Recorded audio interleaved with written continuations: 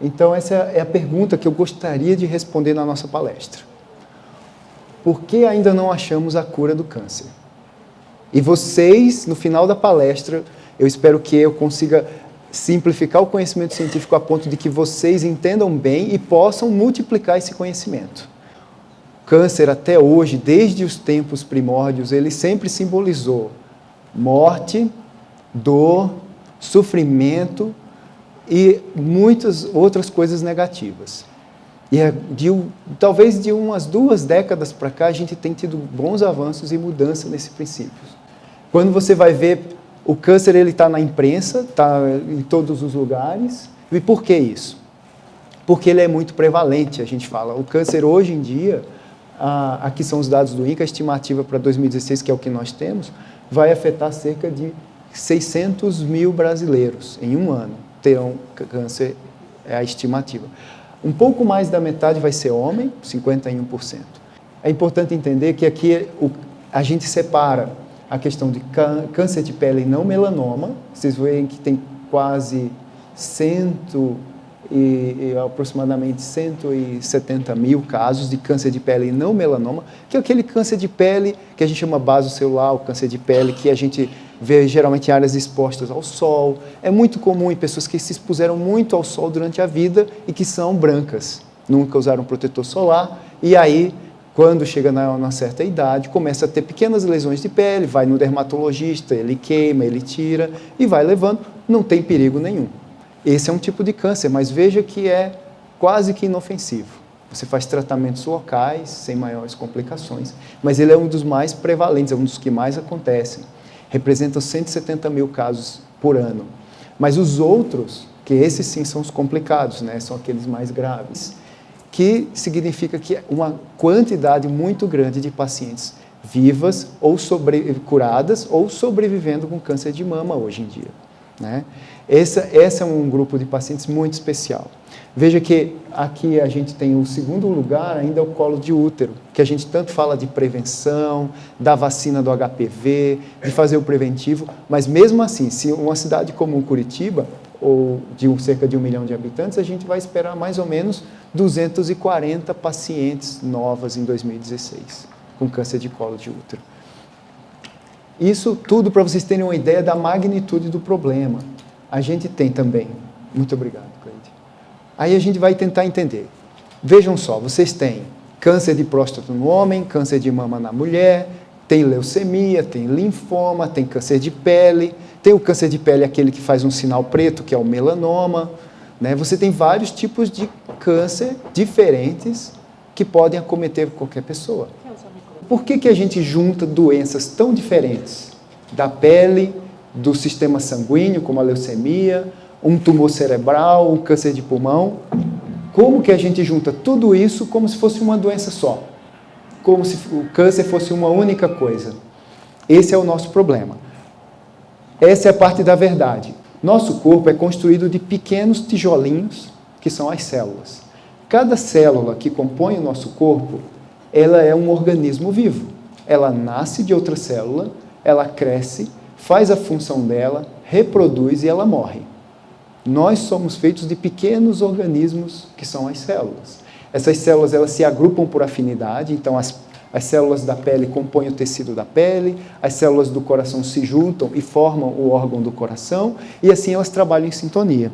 A célula é composta, então, vocês devem lembrar, da membrana citoplasmática, aí tem as organelas aqui nessa parte que é o citoplasma, e o núcleo, com o material genético aqui dentro, que parece ser esse brilho aqui. E a célula, ela funciona, ela executa as funções dela. Por exemplo, a célula do coração se contrai porque ela está programada para contrair e bater. E essa programação vem daqui. Essa programação, ela tem uma interação com o meio ambiente através de receptores que ficam na célula, e na hora que hormônios e outros mediadores circulam a célula, atingem e ativam a região do DNA, que faz com que a célula execute aquela função. E o que acontece com a célula do câncer? Que é justamente o que há de comum entre uma leucemia e um câncer de pele. O que acontece é isso. Ela se transforma nisso aqui.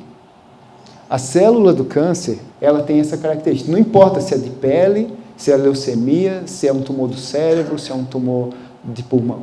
Ela vai ficar cheia de receptores ao redor, ela fica interagindo com o meio de forma errônea, ela fica agressiva, ela cresce e não respeita os limites. Por exemplo, por que a nossa unha só cresce para frente? A raiz da unha poderia crescer para trás e invadir nosso dedo. Ela está programada para crescer para frente. Se você tem um desequilíbrio, se você tem um problema nessa programação genética, a unha pode crescer para dentro do dedo, pode crescer para qualquer lugar. E isso acontece com todas as células. Então, a célula do câncer fica assim, cheia de outros receptores e funcionando incontrolavelmente. A gente vai falar um pouco mais sobre isso. Então, o câncer, na verdade, são várias doenças diferentes, com diferentes comportamentos. A gente não pode comparar, essa é a primeira verdade de todas, um câncer de mama com outro câncer de mama. Vocês acreditam nisso? Câncer de mama, por exemplo, tem pelo menos 5 tipos. E esses tipos, eles têm comportamentos diferentes, eles têm tratamentos diferentes, chances de cura diferentes. Então, a primeira verdade de todas que vocês devem carregar em vocês é que o câncer não é uma única doença. E como não é uma única doença, tem alguns que você consegue mais sucesso de tratamento, tem outros que você não consegue tanto sucesso de tratamento, são mais agressivos, mais resistentes. Então, aí é onde a gente consegue chegar à cura, separando os tratamentos, e para quem precisa de mais tratamento, a gente faz mais tratamento. Aquele que tem um câncer menos agressivo precisa de menos tratamento, e os dois podem curar. Importante a gente entender como funciona a vida da célula. Uma rápida revisão. A célula normal, ela se divide, geralmente se divide em 2, e por algum motivo, por exemplo, digamos que você foi tomar sol na praia e a sua pele, que está coberta de células, está lá se dividindo, toma uma queimadura de sol e aquele material genético da célula sofre uma mutação por causa da radiação ultravioleta. Essa célula normal, ela identifica que o material genético dela foi corrompido, o material genético dela foi corrompido, que ela não está normal, então a célula se suicida. E é assim que o nosso corpo previne de aparecer câncer de pele a todo momento. A célula, ela tem uma morte programada, ela tem uma espécie de mecanismo de suicídio na hora que ela vê que está com problemas. É muito importante saber isso, porque na hora que a gente fala da célula do câncer, ela sofre uma mutação, depois ela não consegue identificar essa mutação, ela não se suicida, continua se dividindo, sofre outras mutações no material genético e vai ficando cada vez acumulando mais mutações, mais alterações no seu material genético, que por fim modificam totalmente o comportamento dela. Ela vai se transformar em um pequeno tumor. Ela começa a crescer descontroladamente. A célula normal, ela reconhece as vizinhas e respeita o limite, e não cresce além delas. A célula do câncer não respeita. Se você pega um pedacinho do tumor e coloca numa placa de cultura, aquela célula vai crescer. Se você pega um pedacinho de tecido normal e põe numa placa de cultura artificial, ela não cresce. A célula do câncer tem várias habilidades de sobrevivência e de crescimento diferenciados. Isso que torna ela igual. E aí o tumor vai crescendo. Ele começa pequenininho, microscópico. E vai crescendo, vai se reproduzindo cada vez mais e vai aumentando de tamanho. À medida que ele aumenta de tamanho, mais células com erros genéticos vão se acumulando. E a célula filha fica completamente diferente da célula mãe, por conta desse acúmulo de erros genéticos. Então, quando a gente olha um tumor, na verdade, dentro de uma mesma doença, de um mesmo paciente, você ali dentro tem vários clones de doença. Você pode pensar aqui, digamos as de cima aqui são células menos agressivas, mas aqui as de baixo têm mutações genéticas que dão mais agressividade. Então, vejam só, mesmo paciente, o mesmo tumor, o mesmo diagnóstico, porém, dentro do próprio tumor você tem clones e com células de comportamento diferentes. E aí, isso é outra verdade, você pode fazer biópsia aqui em cima, biópsia aqui embaixo, e de repente você tem um diagnóstico diferente do mesmo paciente, da mesma doença, do mesmo tumor. Isso traz prognósticos diferentes. Você vai tentar tratar sempre pela área mais agressiva, para garantir a destruição do clone mais agressivo. Aí você aumenta a sua chance de cura. Então, mais uma verdade. Não é só uma doença, e mesmo naquele paciente que tem uma doença, o tumor é feito de vários clones diferentes, com várias agressividades diferentes. Bom, e como que a célula fica assim tão louca? Como que ela começa a crescer desse jeito, descontroladamente? Esse gráfico, minha gente, foi publicado em 2011, na revista mais importante de medicina. E ele explica e sumariza todos os mecanismos de como o tumor se comporta. Então vamos à terceira verdade. Em geral, o tumor, ele não é apenas o tumor. Ele está cercado de vasos sanguíneos, de células do sistema imunológico, que é o que esse desenho representa. Você tem essas células estreladas, que é o sistema imunológico, os vasos sanguíneos aqui, você tem as células normais, tudo ali misturado no nível microscópico. E aí, de repente, a célula tumoral, ela começa a usar vários mecanismos que perpetuam ela e a tornam imortal. Um exemplo, ela, por exemplo, pode ter uma sinalização de crescimento sustentável. Ela não satura, ela continua se crescendo sem parar através de mecanismos daqueles mensageiros na membrana citoplasmática. Ela impede o sistema que suspende o crescimento da célula. Ela bloqueia todos os mecanismos de contenção. Ela se disfarça do sistema imunológico. Ela impede que o sistema imunológico reconheça ela e destrua a célula. Ela é capaz de se dividir, se divide e não morre. Ela é capaz de gerar inflamação. E a inflamação ao redor do tumor cria um microambiente que estimula aquelas células novamente a crescer e reproduzir. Ela é capaz de invadir e causar metástases. Na hora que o tumor começa a crescer, ele invade os vasos sanguíneos e aquelas células podem espalhar para outros órgãos. E aí é o que vocês conhecem, ou já ouviram falar da metástase, que um tumor de mama foi para o osso, foi para o pulmão. É muito importante essa capacidade. Quando o tumor começa a crescer muito, ele precisa de nutrientes, então ele começa a gerar vasos sanguíneos, ele emite sinais que faz com que os vasos sanguíneos brotem em direção ao tumor e estimulem a nutrição dele. Ele faz uma instabilidade no DNA que faz com que todos os mecanismos que disparariam o suicídio são bloqueados. E, ao mesmo tempo, impede, ou mecanismos que você induziria a morte celular são bloqueados, e, por fim, todo o mecanismo energético da célula é modificado.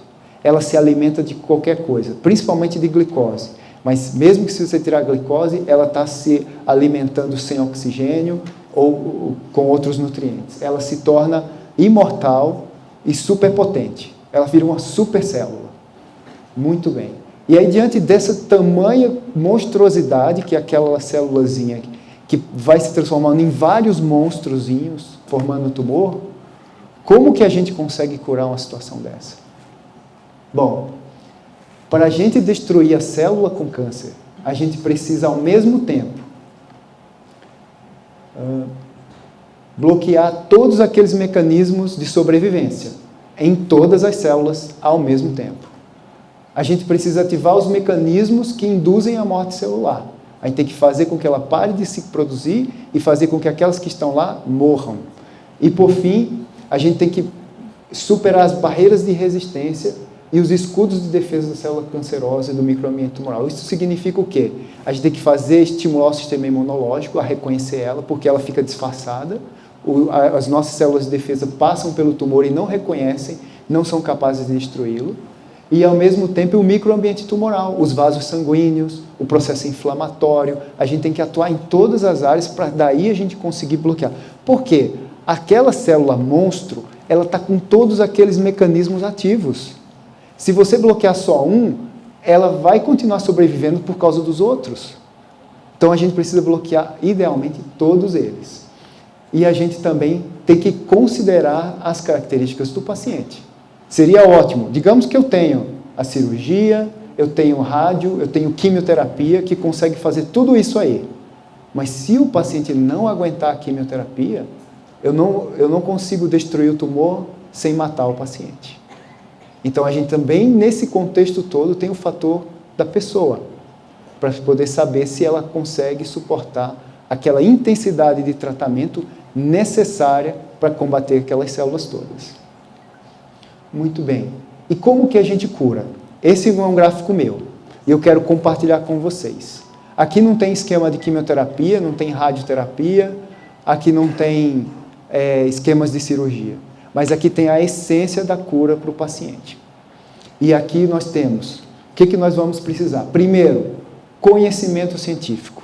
A gente precisa entender muito bem como aquela célula sobrevive, como aquela célula se comporta, como ela agride o organismo, o que deixa ela forte e assim a gente atacar esses pontos dela. Qual é o ponto fraco daquela célula? E ali a gente usa o remédio, ali a gente opera. Isso é muito importante e isso fica na mão dos cientistas. A gente precisa de tecnologia que é justamente as ferramentas modernas que são capazes de chegar nesses pontos fracos. Remédios mais modernos, técnicas de radiação mais modernas, cirurgias mais avançadas, mas a gente precisa de duas coisas muito importantes. A educação do paciente, né? A educação, o paciente conhecer esses detalhes, saber que é assim que se trata o câncer. Na verdade, não é uma doença só. Mesmo o próprio tumor dele não é uma doença só. Ele precisa entender como que é a complexidade desse tratamento, ele precisa entender que a melhor forma de curar o câncer é descobrindo bem no início, que aí a gente pega menos clones, a gente pega menos células que sofreram menos mutações e os tratamentos ficam mais eficazes. É muito importante essa educação, o conhecimento é a nossa arma. E vocês, no grupo de educação, e eu acho que todos vocês são parte disso, de estimular os nossos pacientes, os nossos amigos e familiares a fazer os exames preventivos. Certa vez um jornalista me perguntou por que a mamografia prevenia câncer. Eu disse, a mamografia não previne o câncer de mama. A mamografia previne o sofrimento causado pelo câncer de mama. Você descobre ele do tamanho de um grão de arroz, e você trata a paciente com uma pequena cirurgia e ela está curada. Às vezes um comprimido e nada mais. Não precisa ficar careca, não precisa fazer rádio, não precisa tomar químio. Então, muitas pacientes sempre chegam, mas doutor, eu sempre faço a mamografia todo ano e esse ano deu câncer. Eu disse, tudo bem, era para isso. A gente agora descobriu uma fase bem inicial, a gente consegue curar a senhora. E ela fica super tranquilo o tratamento, nada de tratamentos agressivos. Então, é parte da educação, da gente ser multiplicadores desse conhecimento. E, por fim, o suporte, que vocês tanto ajudam os nossos pacientes. Suporte da família, suporte dos amigos, todo o suporte social, o apoio ao hospital, porque sem vocês o hospital não funcionaria nem metade do que é. E por um paciente aguentar um tratamento agressivo, ele precisa de suporte. Não adianta você ter tecnologia, não adianta ter conhecimento, nem ter educação se você não tiver o apoio da família, o apoio dos amigos, o apoio dos voluntários. Vocês fazem a diferença e vocês ajudam não só em aliviar o sofrimento, mas nesse esquema vocês ajudam na cura dos pacientes. Então a gente precisa de fato de boas cirurgiões, a gente vai precisar sempre de tecnologia, né, o robô para cirurgias mais modernas, menos agressivas, quimioterapias hoje em dia que não cai cabelo, quimioterapias mais eficientes, tecnologias diagnósticas em que a gente consegue perceber se o subtipo do tumor, dar o nome, o sobrenome, classificar o paciente o risco, o que ele vai precisar de tratamento. Precisamos de tecnologias de diagnóstico mais avançadas para descobrir ainda mais no início, mas tudo isso precisa fundamentalmente, precisamos de todas vocês nos ajudando, multiplicando esse conhecimento. E aí, nessa coisa de multiplicar o conhecimento, eu queria falar dos mitos mais comuns que vocês veem na internet ou entre as pessoas que convivem com câncer. Outro mito que vocês devem lembrar. Alguém já ouviu falar da dieta ácida que causa câncer? E por causa da dieta ácida, muita gente fica tomando água alcalina. Alguns pacientes minhas tem um tal de um filtro alcalino que custa alguma coisa em milhares de reais e compram um negócio lá e não existe nenhuma base científica para isso. A dieta ácida que eles apregoam na internet, não sei se vocês já ouviram falar, inclui vegetais, alimentos saudáveis, um monte de coisas, inclusive alimentos ácidos, limão, coisas cítricas, que não tem lógica química, para começar. E a segunda, aquilo que é o nosso corpo, o nosso sangue, ele é levemente alcalino. O pH do nosso sangue é muito bem controlado pelos rins e pelos pulmões. Se você tentar controlar a dieta pelos ácidos, não vai interferir, porque o seu rim e o seu pulmão vai manter sempre aquele mesmo pH do sangue. Então, a dieta ácida veio de uma ideia de que a célula tumoral não sobrevive em ambiente alcalino, mas nem a célula normal sobrevive em ambiente alcalino demais. Então, não acreditem nessa história. A dieta ácida não tem nenhuma evidência científica. O câncer se alimenta de açúcar. Essa está na moda. Muita gente... 2 semanas atrás, uma paciente minha bateu na mesa e disse: doutor, não como mais açúcar. Não vou mais alimentar essas células do câncer. O chocolate, bom. Aí, eu fiquei pasmo, porque ela chegou decidida. Nem me perguntou o que eu achava. Simplesmente me comunicou que não ia mais comer açúcar porque a célula se alimenta da glicose. Mas as células normais da gente se alimentam de glicose. E a célula, como vocês viram do câncer, ela tem vários mecanismos. Se você tirar a glicose dela, ela vai se alimentar de frutose, ela vai se alimentar dos aminoácidos. Entende? Se você tirar o oxigênio da célula do câncer, ela consegue fazer o metabolismo funcionar sem oxigênio, para você ter uma ideia. Então não é simples. E quando você corta os carboidratos, o açúcar, porque o açúcar é um termo genérico, que vai desde os carboidratos gerais, trigo vira açúcar, frutas vira açúcar, pode ser um bolo ou uma cenoura. O que você comer, quando chega que faz o processo de digestão, vai virar açúcar no sangue. Então não adianta você radicalizar. Evitar açúcar é ótimo, evitar sal é fundamental, entende? Gorduras, embutidos, isso sim previne o câncer. A produtos artificiais e industrializados, isso sim previne câncer. Você se privar do açúcar de forma radical é uma mal interpretação dos estudos clínicos. É uma radicalização do conhecimento científico. E essa é ótima. O câncer é um fungo. E o bicarbonato de sódio é a cura. Vocês viram quando eu expliquei lá o que a célula do câncer tem a ver com fungo? Absolutamente nada. Não tem nada a ver com fungo. O mecanismo é totalmente diferente. Estou comparando o câncer à candidíase, está comparando o câncer à micose. Não tem nada a ver. Isso aí vem da época do início do século XX, 1902, 1903, quando viram que algumas pacientes que tinham cândida, placas brancas, e acharam que aquilo poderia evoluir para câncer. Mas isso foi totalmente desmistificado há mais de 100 anos. Entende? E aí vem a ideia do bicarbonato de sódio, que a gente usa para limpar o mofo da geladeira. Eles querem usar para limpar o câncer da gente. O bicarbonato de sódio, você pode tomar o bicarbonato de sódio, ele vai sair na urina.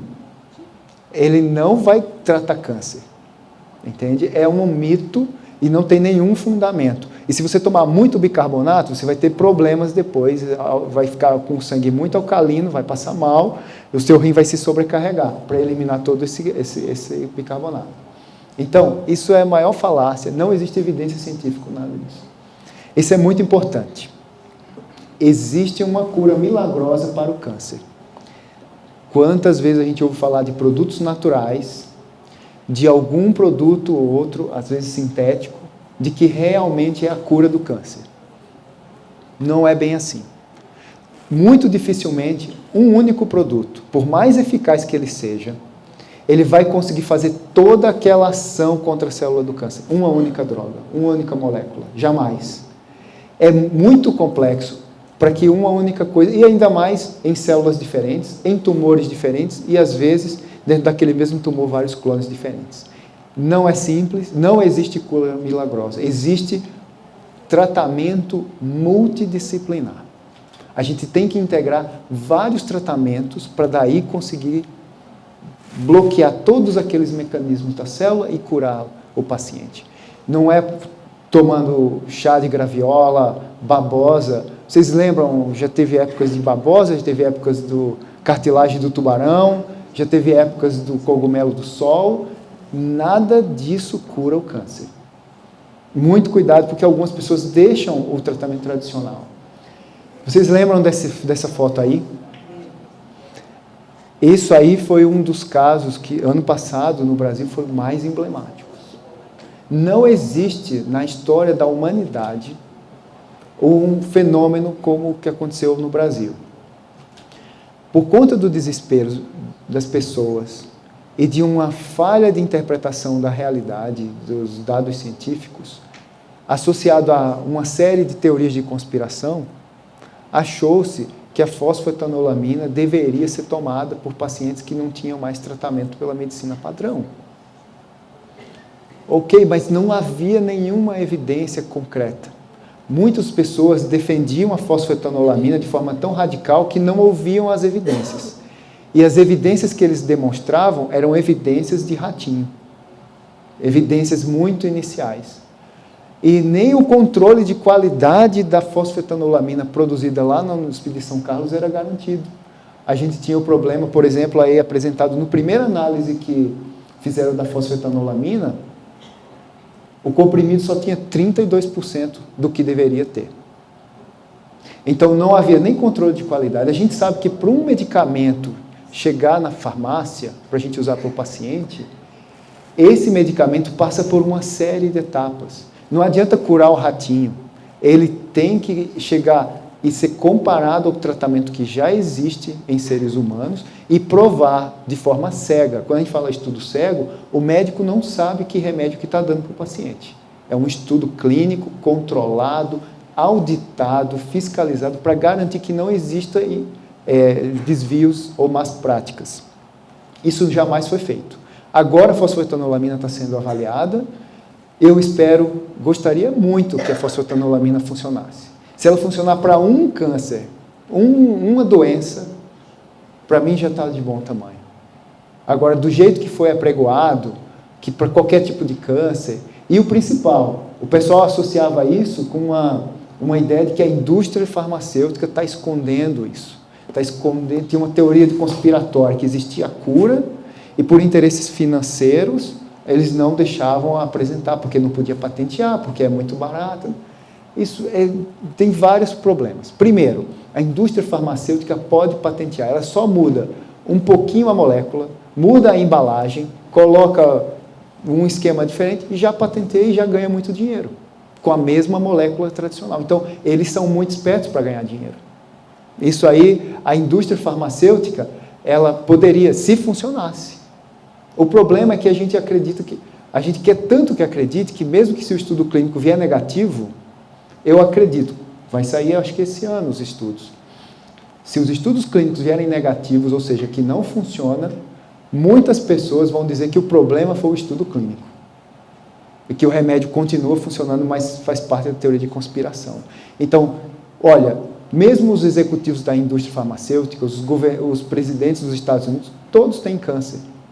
E eles morrem de câncer. O nosso vice-presidente, com todo o recurso do mundo, acontece que o tratamento do câncer não é simples. Ele precisa de tecnologia, todo aquele conhecimento que vocês agora já sabem.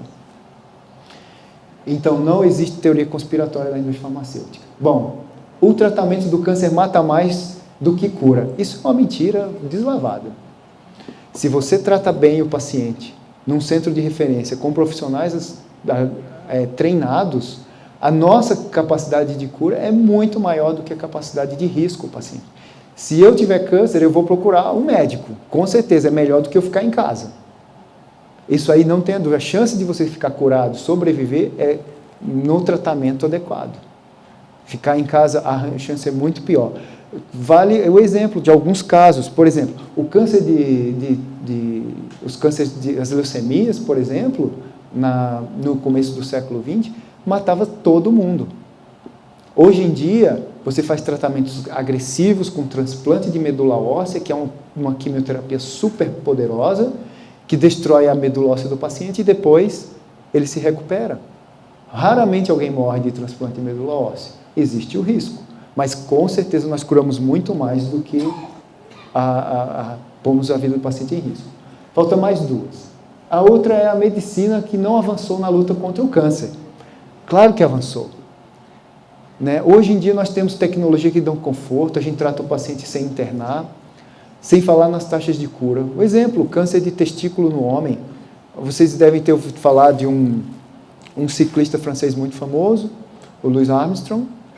Ele teve câncer de testículo com metástase cerebral, operou, tratou, está curado, teve problemas de doping, mas esse aí é o problema dele, mas a questão toda é que ele voltou à vida normal.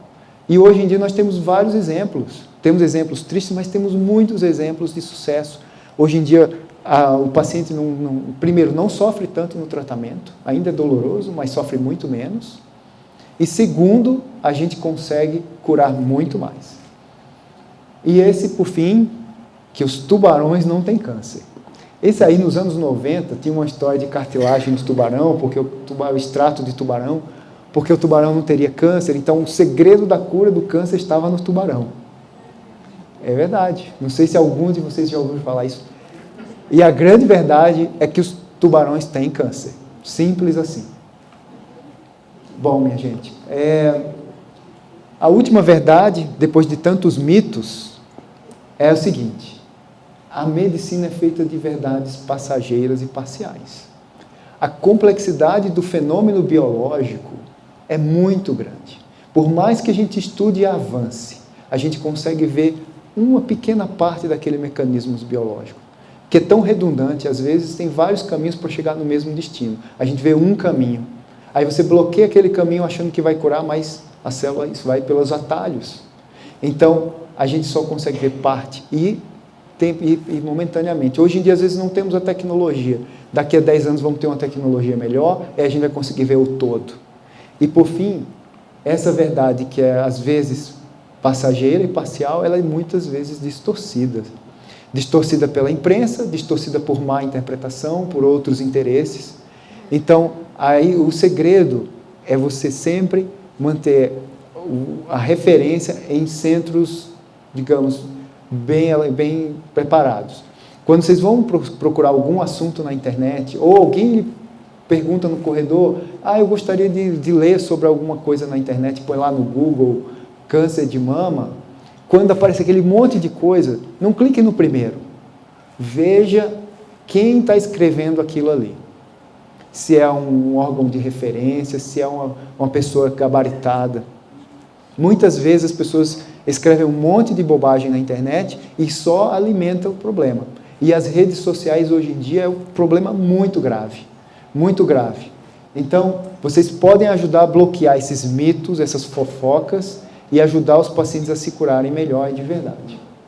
Esse aqui é o meu grupo da oncologia clínica, os colegas que cuidam das pacientes comigo. Eu queria deixar aqui o registro do agradecimento a eles, que ficaram lá cuidando das pacientes para eu poder estar aqui, e deixar uma mensagem da Angelina Jolie, que eu acho que é um exemplo de voluntária. Um grande exemplo. E ela diz que o mundo precisa de atitudes, não de opiniões. A opinião nenhuma mata a fome ou cura a doença. E a atitude de vocês, de dedicarem um tempo, de dedicarem um pouco da vida de vocês a cuidar dos nossos pacientes, a ajudar das mais diversas formas, isso sim faz a diferença. E isso sim ajuda na cura dos pacientes. Muito obrigado.